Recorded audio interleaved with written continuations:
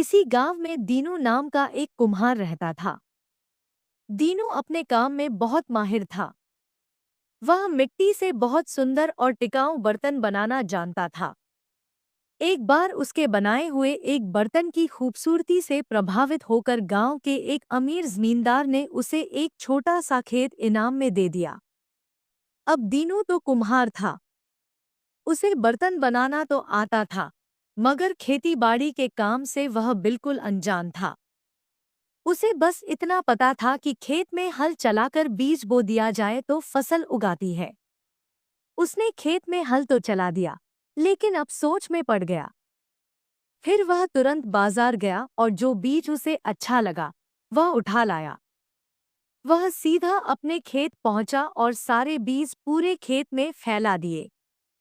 लेकिन दीनू कुम्हार ने जो बीज लगाए थे वे किसी फल या सब्जी के नहीं, बल्कि फूलों के थे। कुछ ही दिनों में उसके पूरे खेत में रंग बिरंगे सुंदर फूल खिल उठे। हर रंग और हर खुशबू के फूल थे। दीनू कुम्हार अपनी इतनी शानदार फसल पर फूला नहीं समाता था। पहले तो सब लोग हैरान हुए, लेकिन बाद में उसके खेत पर सबको ईर्ष्या होने लगी। जल्द ही दीनू के रंग बिरंगे खूबसूरत खेत की चर्चा दूर दूर तक फैल गई। उस गांव के पास एक जंगल के उस पार ऊंची ऊंची पहाड़ियां थी। सबसे ऊंचे पहाड़ पर एक बूढ़ा दैत्य राक्षस एक गुफा में रहता था। उस दैत्य के पास एक बहुत बड़ा अजीब सा पक्षी था। पक्षी इसलिए कि उसके बड़े बड़े पंख थे, मगर उसके 4 पैर थे जो किसी मोटे गैंडे जैसे थे। उसकी पूंछ किसी ऊंट की तरह छोटी थी। चोंच की जगह एक लंबी सूंड थी जैसे हाथी की होती है। उस पक्षी का शरीर तो बहुत बड़ा था, लेकिन वह उड़ता बहुत तेज था। एक दिन वह पक्षी उड़ता हुआ दीनू कुम्हार के खेत की तरफ आ निकला। खेत की सुंदरता देखकर उसका मन ललचा गया। वह खेत में उतर आया और फूलों के पौधों के बीच उछलने कूदने लगा।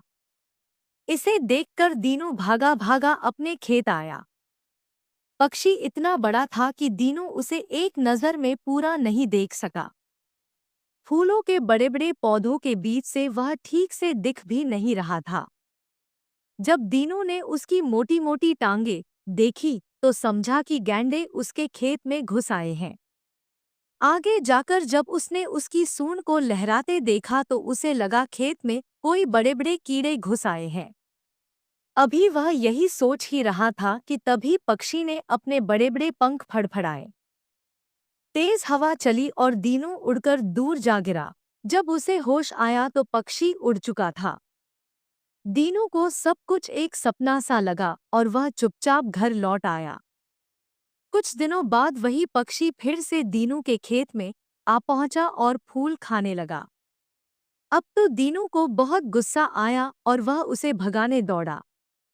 दीनू को चिल्लाते देखकर पक्षी उड़ने लगा। तभी